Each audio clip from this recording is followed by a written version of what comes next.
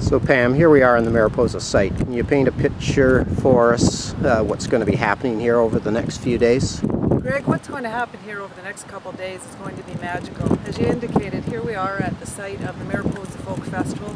It's our 50th anniversary this year. We're at Tuttup Park in Aurelia, and you can see the wide open spaces, the lake behind us, and will also notice that there's nothing on the site. It's wide open green space. Over the next couple of days, over 650 volunteers are going to transform this site for the Folk Festival this weekend. Without the help of the volunteers, our sponsors, and the folks that donate product in kind, this just couldn't happen. We couldn't do it without them. As you can see just behind me, there's quite a large open area, an open field.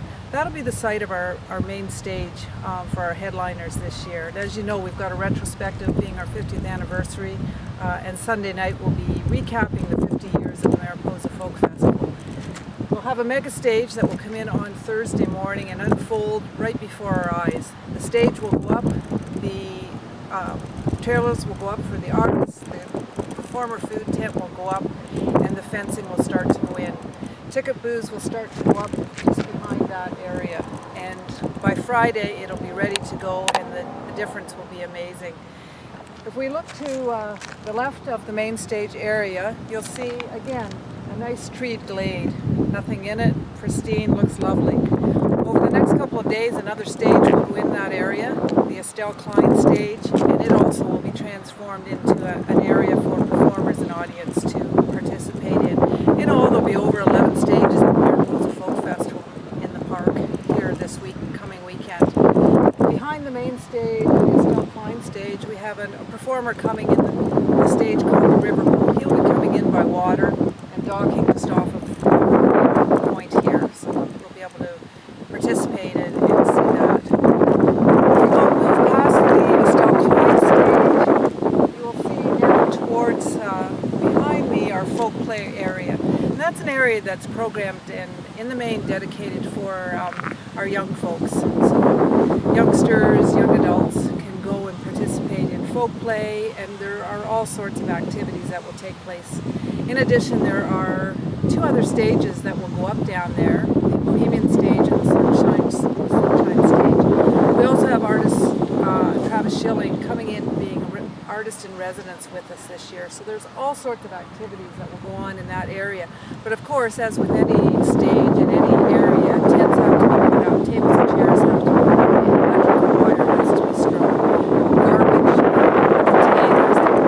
Really, we hope that we don't have to use very many garbage containers this year, that we'll actually be using waste diversion stations and composting product and using compostable plates, knives, forks, and cups and that sort of thing, and keeping the site as clean as we can, and water bottle free, which is really important. If you look to my right, again, you'll see a wide open green space, a couple of stakes stick out of the ground. That'll be the location of our emporium where we sell our artists' recordings, our artists' product and memorabilia. We'll also sell Mariposa festival-related products like t-shirts, hats, hoodies, those sorts of things. Right beside it will be our Alice's open mic stage. Again, as you can see, there's nothing on site. Tents will go up, they'll start going up Tuesday morning. Tables and chairs will be brought in, electrical wire will be strung, sound equipment will come in, fencing will go up, and it will transform what you see here before you today. Again, off to the right of that is our pub stage, and that's our licensed liquor area. And it's just over behind the rowing club. So it will go up, it'll start to go up on Tuesday again. A 40 by 100 foot tent, all the tables and chairs that go with it, the dispensing tents, the ticket selling booths, the fencing, because of course being a licensed area it has to be confined with fencing to keep it secure. So there's probably about 100 volunteers that will be here between Tuesday and Friday doing all of those infrastructure sort of things. And the volunteers bring a real level of expertise and skill with them that not all of us have. So you've got the sound technicians that can do the sound for us. You've got the electricians that can do the wiring and the electrical cabling for them. But not to to minimize the efforts of the volunteer. We need those folks that can put the tents up, can put the fences up, can put the tables and chairs up, and bring their problem solving and creativity to us. As you know, over the course of the winter, we've been working on the festival, a core group of us, and as always, the best laid plans can go astray, so we really count on folks to use their problem solving skills to try and to work out the issues as they arise, and should they arise. Past our beer tent, which will go over by the Ball Diamond, we're just moving over here towards another area. This is where we'll have our hydration station. And if folks recall, last year we had the hydration station generously donated by the water store, and we were able to eliminate 12,000 water bottles from the site.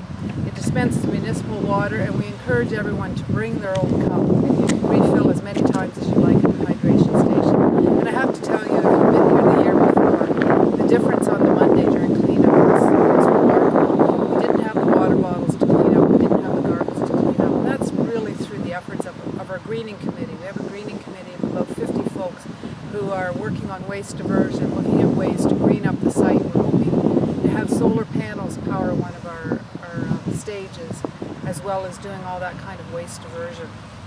So they'll be located there.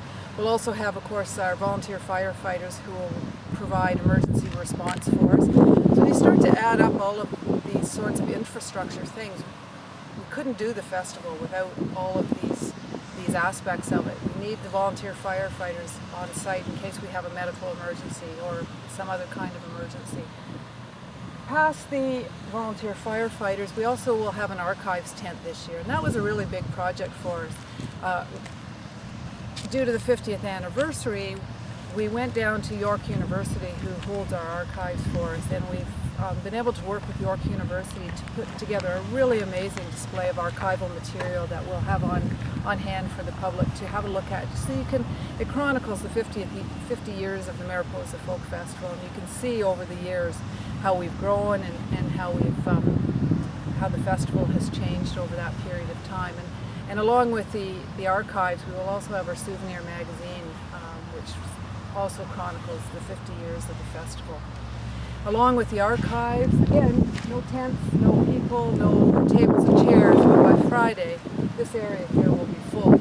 So along with the archives tent, we'll also have Joey Taylor and the six-string Nation guitar. We'll have various other groups located, Kicks in the Dock radio station, Lakehead University will be on site, Casino Rama will be on site, so all of those community groups come on site as well to talk about their role in the community and how they participate in community development and charitable works throughout the community and also throughout the region. So we've got quite a large community village, we call it, as well, and Community Street, which is just behind you. And then just some more infrastructure. We'll have another stage over by the Ball Diamond to the right of me, which will be the Barnfield stage, and it will also be programmed with top-notch entertainment all weekend. So again, just to recap, all of this infrastructure has to be installed and erected. So stages need to be put up, tents need to be put up, tables, chairs, sound systems, wiring, electrical, lighting. Food has to be provided for the audience and also for the performers. And it's a really big job, and I think people will be really amazed when they see what goes into the festival in only a couple of days, 3 or 4 days, and we'll be up and running, ready to go for Friday. Thank you, Pam. We're all looking forward to it. Thanks.